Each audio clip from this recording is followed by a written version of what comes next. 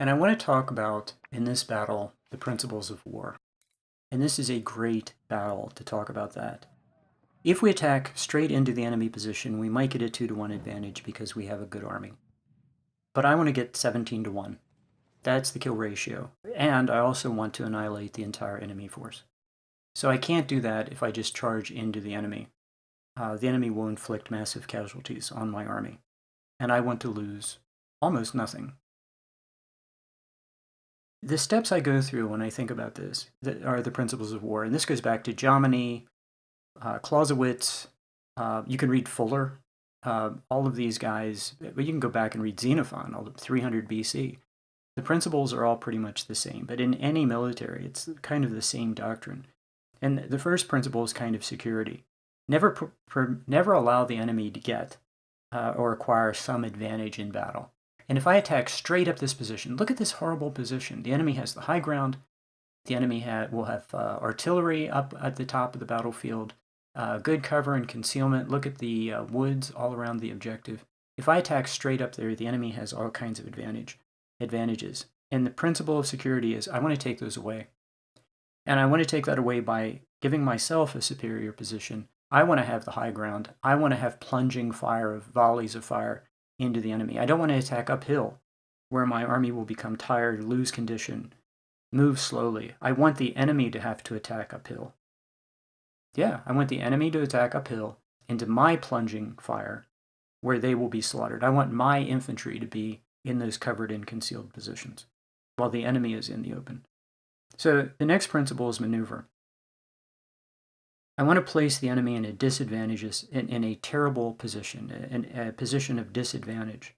And I want to do that by maneuvering. And you're going to see it here. You're going to see it even more so in Second Bull Run, where the enemy position is hopeless before there's a single shot fired. And that's basically what Sun Tzu says. Sun Tzu says the best battle is a battle that is won before there's any fighting.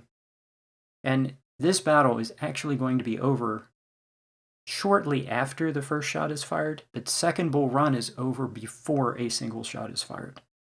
And that's the point of maneuver, is you put the enemy in such a bad position that their position is hopeless. And this is what I'm going to do. I'm going to hit the enemy in the flank and rear. I'm not going to hit them in the front.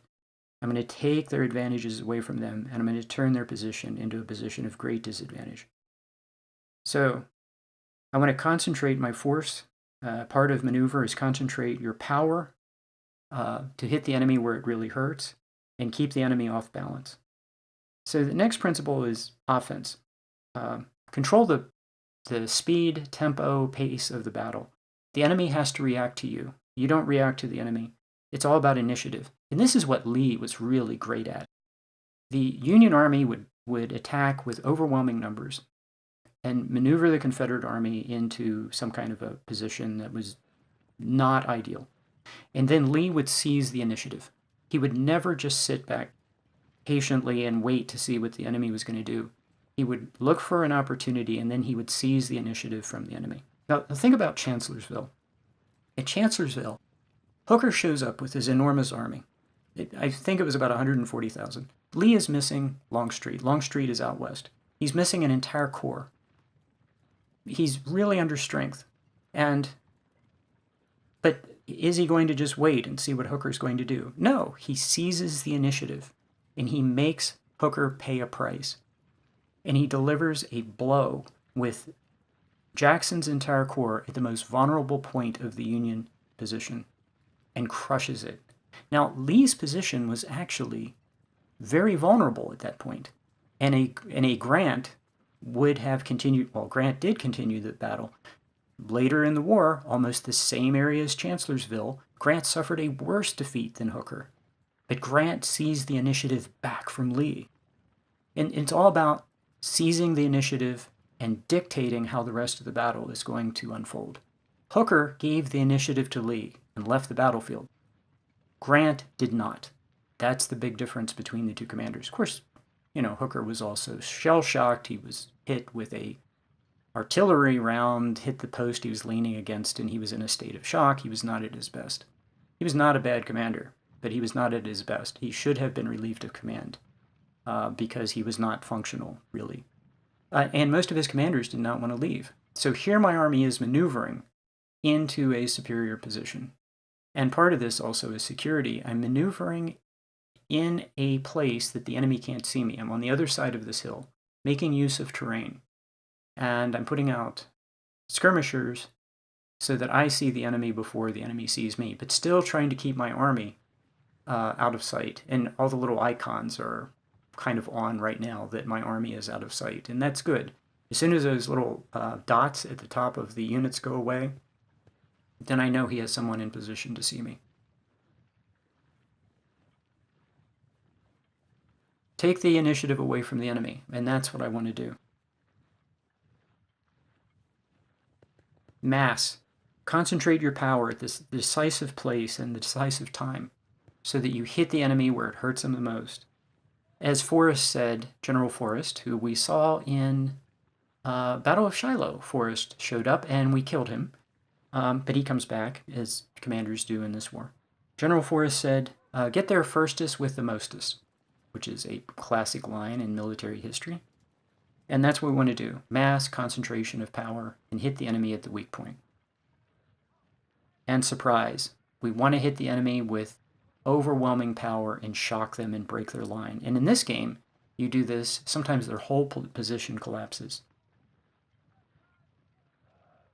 And want to think about the times that this was done correctly, like Chancellorsville, and think about where it was done wrong, like the early part of World War I. And the problem with the early part of World War I is that people had this idea that they wanted to attack the strong point of the enemy line and break it. And so people would not only identify trench lines, but they would identify the strong points of the enemy trench lines, the enemy positions. Strong points is what they were called. And they would attack those, thinking that if you break the strong point, you break the entire line. And by attacking the strong points of the enemy line, not where the enemy was weak, they would lose hundreds of thousands of men, and the battle lines would not move 100 meters. And this went on battle after battle after battle, racking up millions of casualties for no purpose. You can do that in this game too. The enemy can have entrenchments and lines of entrenchments supported by artillery in cover and concealment, and you can charge into them and it'll look just like World War I. It'll be a slaughter. What changed was about 1916, 1917, the Germans started to develop infiltration tactics, which is find the weak point of the enemy line and attack that, and get into the rear of the enemy army, exploit the breakthrough, that's called the exploitation phase, breakthrough, when you break a hole in the enemy line, exploitation, when you exploit the hole, and then pursuit, when you chase the enemy from the battlefield, basically, and round up prisoners. So infiltration tactics were about breaking a hole at the weakest point of the enemy line and getting into the rear of the enemy army and attacking supply and logistics and communications. Sound familiar? It should. And if you want to read a good book about it, Rommel wrote a book about it called Attacks. And he talks about his experience in World War I using infiltration tactics. Infiltration tactics were devastating to the Allies. The Italian army was knocked out of the war in the Battle of Caporetto because of infiltration tactics. And the Italian army had tremendous positions in extremely mountainous terrain, and yet they got destroyed and knocked out of the war. So Russia was knocked out of the war because of infiltration tactics. The German units used maneuver and hitting the enemy weak point and breaking through the enemy lines in pursuit in order to achieve incredible results.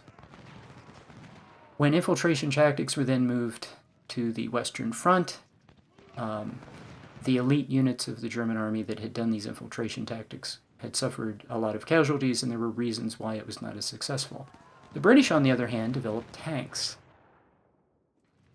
Interesting, with exactly the same point, to break through the enemy line without having to slug your way through. So, I am right now on the flank of the enemy army.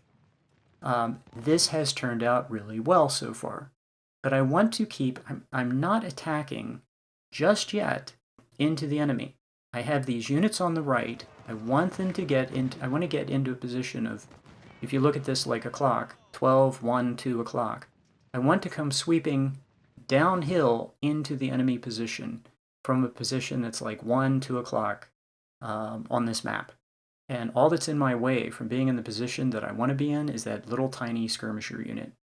And then I'm going to fall on the downhill, running downhill, attacking downhill into the enemy flank. So the units that are on my left, their job is just to hold in this really nice position until the rest of the army can get into position. And then we're going to take the initiative away from the enemy. But we did not attack uphill into the enemy's prepared position. And I think if you watch this series, with the exception of the mule shoe, I think I never attack into the enemy position. And the game always tells you, here you are, here's the enemy, attack. And it gives you the worst possible approach that's going to inflict on your army the greatest number of casualties. And one of the things that you can do is look at it and say, I know that's a really bad plan, so I better if I come up with something else, anything else, it'll be better than that. Because that's pretty much how it works. The enemy, the AI will tell you to attack along a path that will send you right into an enemy kill zone. Usually rows of entrenchments, the enemy in concealed position, the enemy with their artillery already set up to pound you with canister, and just don't do that. Make the enemy respond to you. Take the initiative from him. So if you do, you'll get 17-1 instead of 2-1 kill ratio. So I'm patiently just moving everybody up, getting everyone in position, get my artillery up, get my infantry at the top of this hill.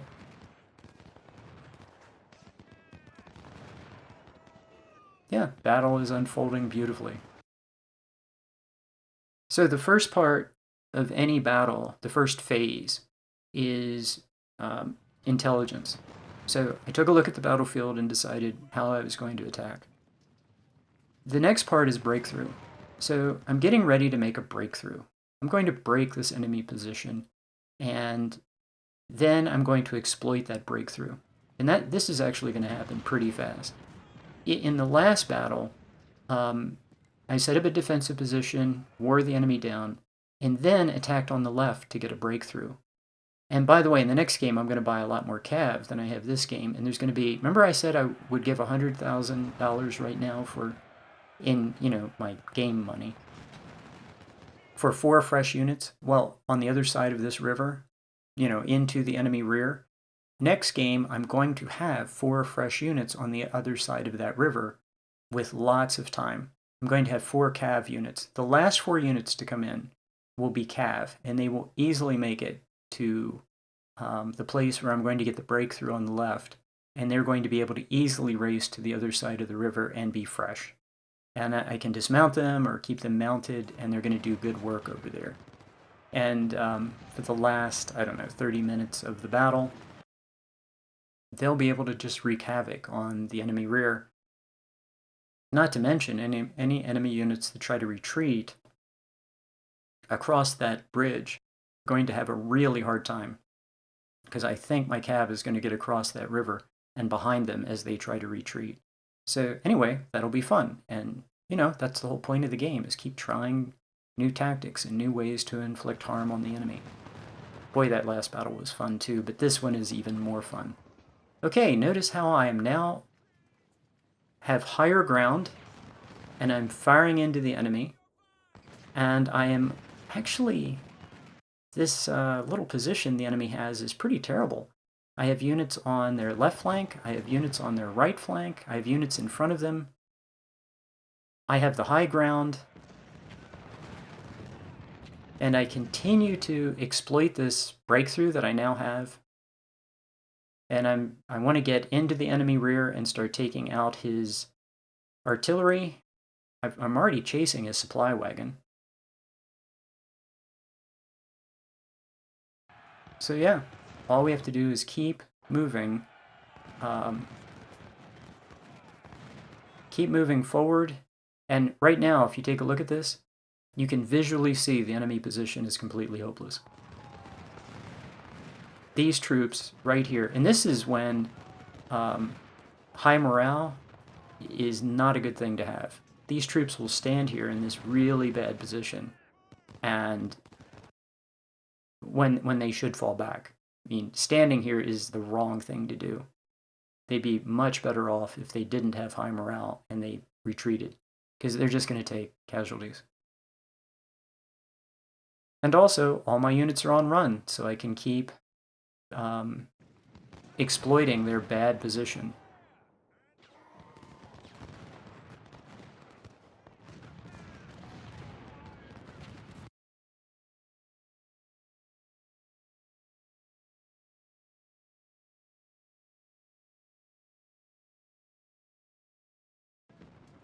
One of the things that's really cool is when McClellan gets his 3rd star, I'll get speed, will be the perk that I will get for McClellan. And that means that for the 3rd perk, any unit within the zone of control of the commander will move 5% faster. So keeping McClellan near your units will have them move faster, and I'm just thinking how convenient that would be right now if I had that perk. So he is giving them 2 perks, which is great, but that speed perk will be really nice also.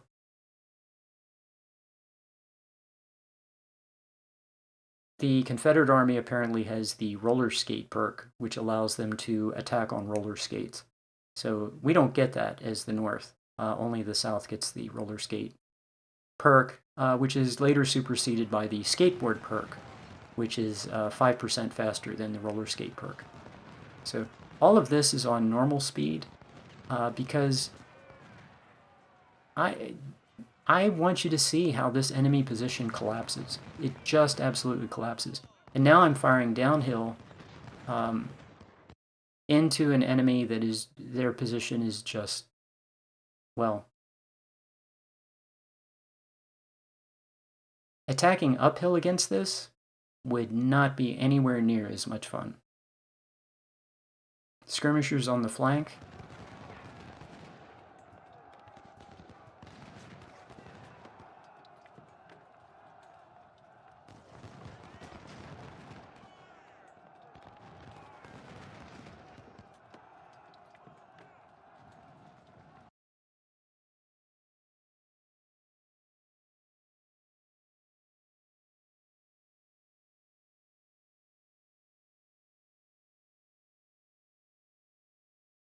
Okay, I can start taking people off run and just have them now, because now I have the position, the enemy can just attack uphill all he wants into my artillery. That'll be just fine. Would like to capture that supply wagon, that would be nice. And yeah, we can just, you could, if you wanted to, just hold this position and inflict casualties on the enemy. But because I want to inflict as many casualties as I possibly can to see the effect on the manpower pool, I'm going to go after them. And, you know, it's pretty much a toss-up. Sometimes I just take the flag in some campaigns and, you know, just end the battle. And, you know, you could probably end this battle with 500 casualties total, would be my guess, or less. And I mean, I've won Second Bull Run with 500 casualties for the total battle of Second Bull Run. You can fight these battles and suffer almost no casualties, or, you know, but if you do that, you're not going to inflict casualties on the enemy. And now it's really important to inflict some number of casualties on the enemy, or they're going to have a huge force pull. So also, I got to tell you, it's a lot of fun to go after them. It just is. It's just a lot more fun to play that way.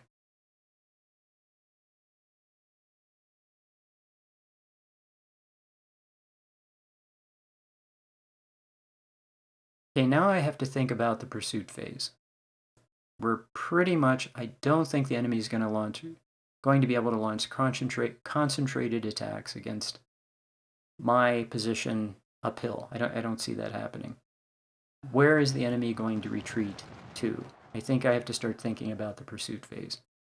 All of his units but one seem to be broken. I don't see this enemy force coming back.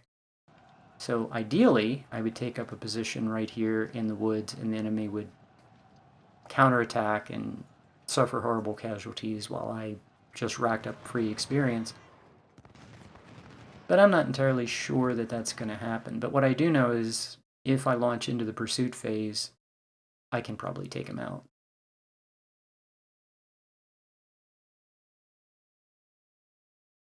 And I don't think there's much he can do about it.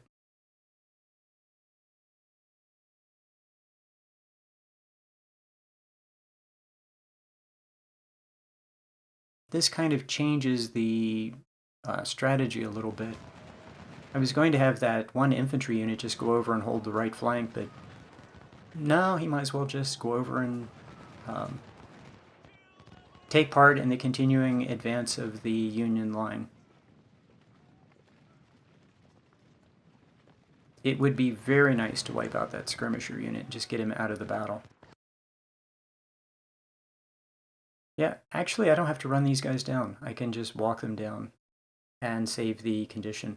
There's a thing that I would like to do, if at all possible, and that is put my units on run, crush the enemy line, and then pause, let my units regain condition, move the artillery up, and then do it again. And that would be the ideal. The problem is you run out of time. In this battle, fortunately, this is one that can go on past the 18 remaining minutes, which is great.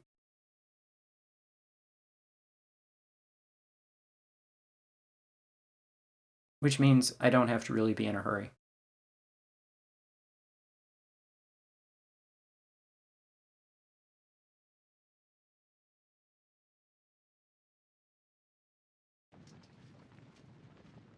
Well, the breakthrough and exploitation phase were much shorter than I thought they were going to be. Battle's over. Now it's just a matter of rounding them all up.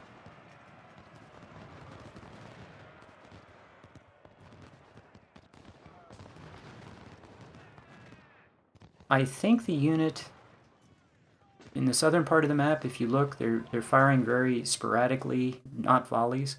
I think that means the unit is pretty much broken.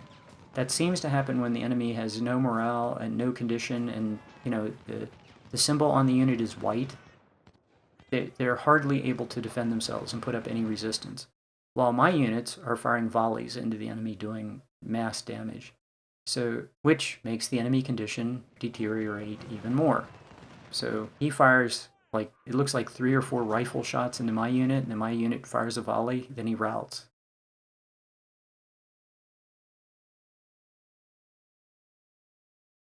There is an argument that I've read on Reddit that at that point the enemy should just run away. It should just be over.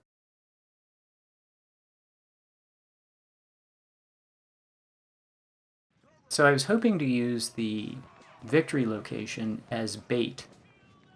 As Grant said about Richmond, Richmond was the anvil on which he was going to pound the Army of Northern Virginia. He was going to crush the Army of Northern Virginia. But he didn't care about Richmond. What he wanted was to destroy the Army of Northern Virginia. As he said to General Meade when Lee finally left his defensive positions around Richmond and Petersburg, he said, your objective is the Army of Northern Virginia, not Richmond. So the objective always was the Army of Northern Virginia for Grant, and not Richmond. He didn't care about Richmond. Richmond was just, he knew Lee had to stand and fight and defend Richmond, which allowed him to bring the weight of his army to bear on the Army of Northern Virginia and destroy it, which he did. So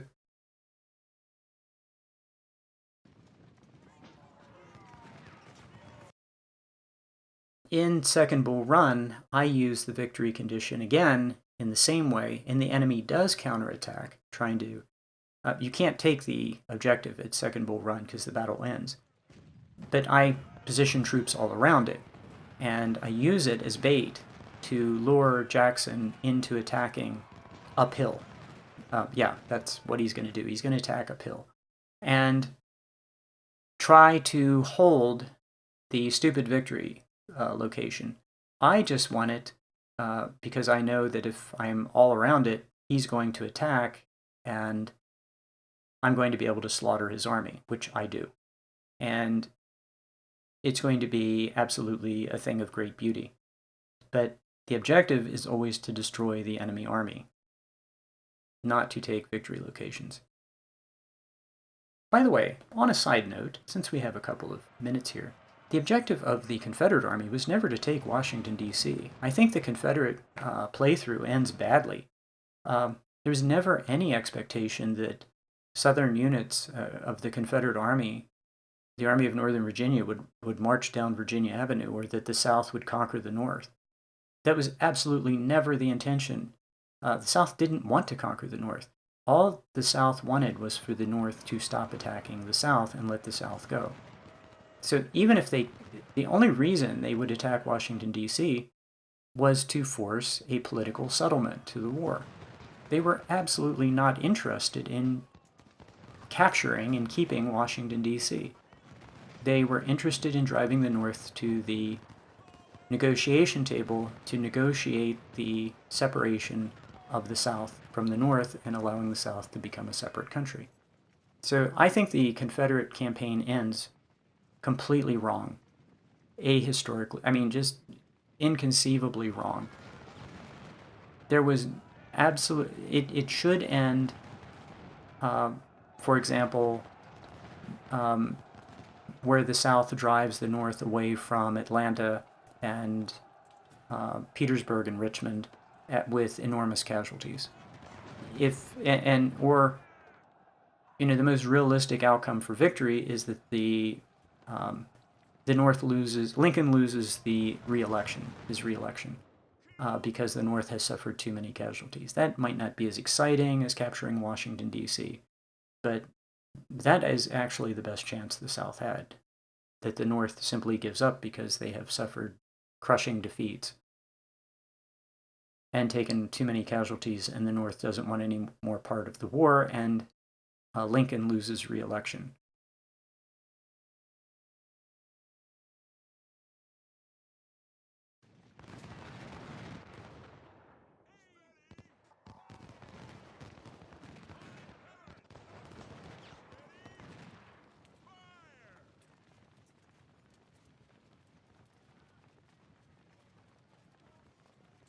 So here we go. Most important and difficult thing is the enemy units, as you've seen, will start bouncing around, and they'll bounce into your units and engage them in melee, not because the enemy's attacking, but just because it's the kind of weird way the enemy units behave when they're routing and they can't escape. Just stay out of melee, and the enemy will eventually be chopped down to nothing. Going to roll these 24-pounders up, and I should roll them even closer. I should have put them right. Well, if the enemy just happens to bounce around and bounce into, my 24-pounder, I'll be in melee, and I don't want to be. So, yeah, at that range, they should do really, really, really great damage.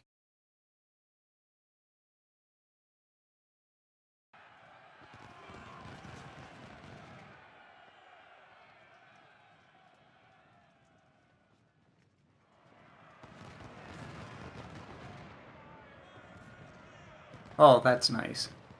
Look at that. 24-pound howitzers.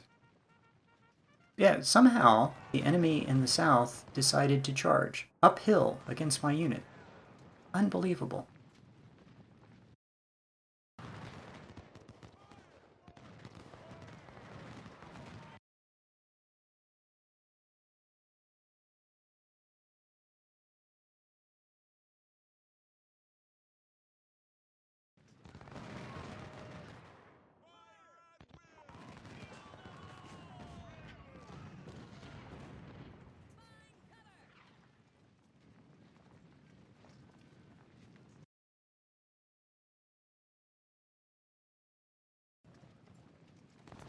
So the skirmisher unit that took the supply wagon can come in on the flank and rear of that very stubborn unit right there. and I can tell him to just walk up and take a shot, and I can move my supply wagon over to make sure, the captured supply wagon over to make sure that that unit, my infantry unit, remains in supply. Those guys are doing nice work. Oh, look how slow the enemy is moving. That must be 0 condition.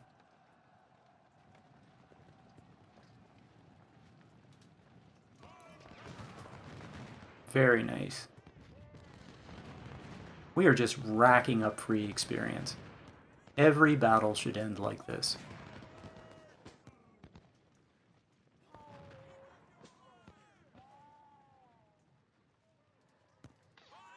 My unit there is in fairly good cover, and his unit should have no cover.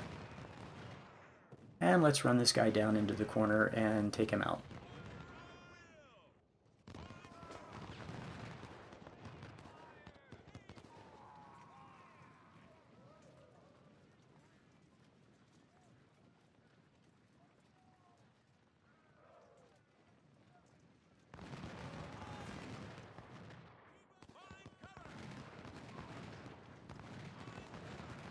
I would love to get the 24-pound howitzer just a little closer. But it's always kind of a race. The infantry might completely destroy this unit while the 24-pound howitzer is moving into position, so...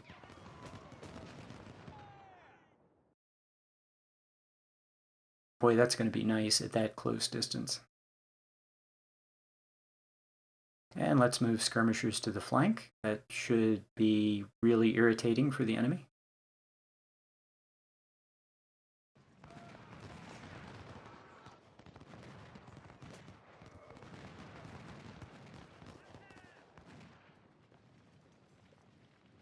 That guy might... he shouldn't run out of ammo, but okay. That supply wagon would be better there than... The fight in the north is just about over. Let's see what the 24-pound howitzer does.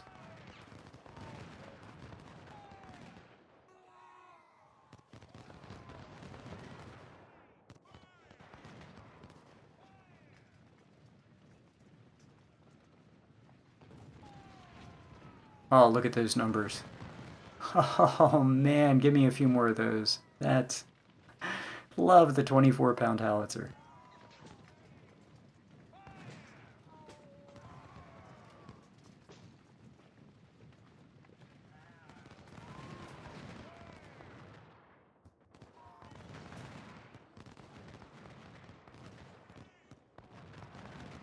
And remember, the other thing I want is I want to get all of my officers promotions. So get units experience and get officers promotions. And getting ready for second Bull Run, where all of, a much better officer corps is going to be very, very good. Because we have a really incredibly long flanking maneuver that I want to do. And that's going to need units with good stamina, condition, and a good officer corps to pull off.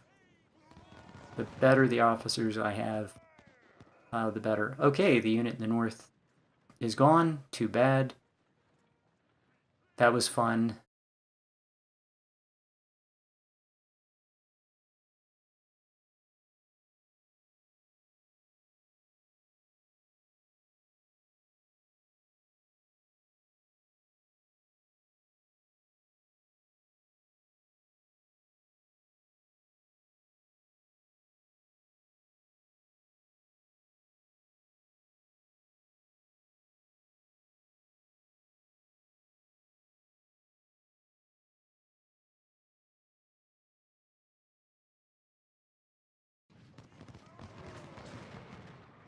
I think this is long over before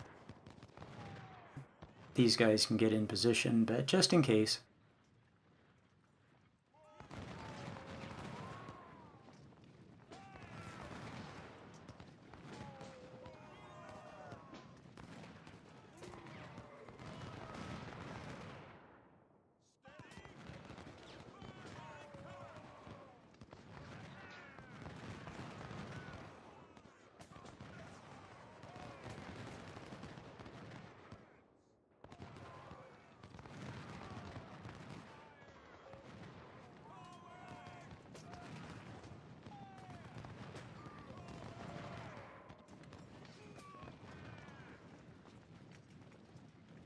I'm not sure how much time I have. I wouldn't be... If I thought I had a lot of time, I'd let this guy just sit in the woods with a supply wagon and fire into this guy. I'd let the rest of my army just recover condition, and then eventually walk down fresh units. With 100% condition, roll my artillery up, and, you know, make this even easier. I don't really like to fight with units that have no condition. They're not anywhere near as effective. So I would like to swap out ineffective units with tired units with rested units, which means I would just allow some units to rest for a while and then bring them up and swap them out with tired units. Okay, the guy on the right finally shattered, and that's the end. Okay, so we took out, boy, really, really, really good numbers. Could not be happier with that. Total of over 10,000 enemy casualties, and boy, with medicine, that really makes a difference, and holy cow, 17 to 1. So these kills are absolutely terrific. And the big question is, did we get promotions?